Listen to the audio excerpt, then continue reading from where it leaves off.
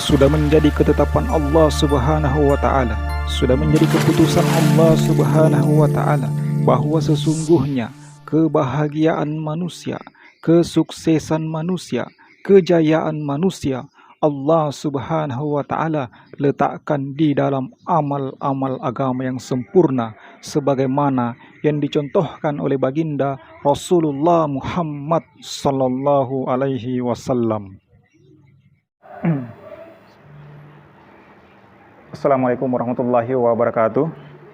Alhamdulillahirabbil alamin wassalatu wassalamu ala rasulil karim amma ba'd. Sahabat kaum muslimin rahimakumullah, kita ngopi lagi, ngobrol perkara iman.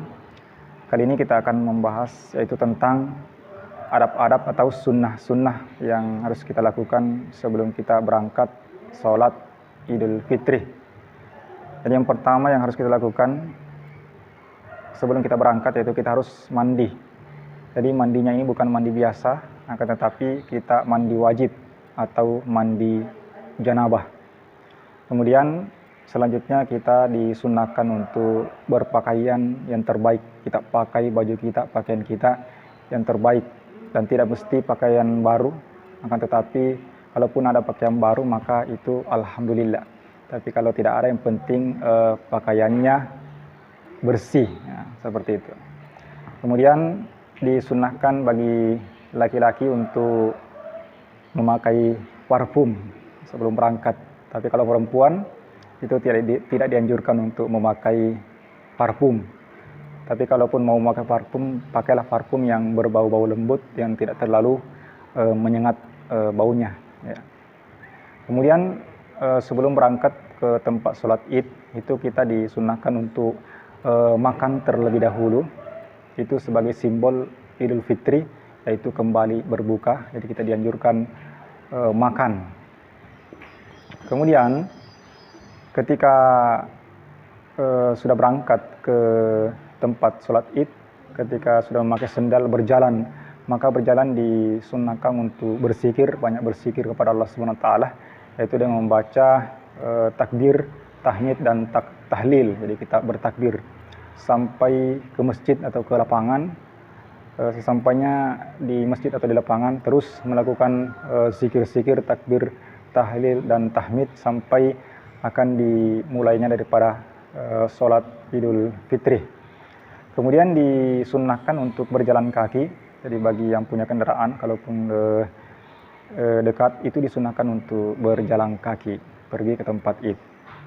Dan disunnahkan juga melewati jalan yang berbeda ketika pergi dan pulang, supaya banyak nanti saksi ketika di akhirat, banyak yang bersaksi ketika kita berjalan ataupun pulang dari tempat sholat atau tempat ibadah. Kemudian ketika sampai di lapangan, maka tidak ada sholat sunat qabliyah, ya, tidak ada sholat sunat qabliyah. Tetapi kalaupun misalnya di masjid mau sholat sunat, itu niatnya bisa sholat sunat duha atau sholat sunat isra. Kemudian setelah selesai sholat Idul Fitri, maka disunahkan untuk mendengarkan khutbah, jangan ada yang pulang.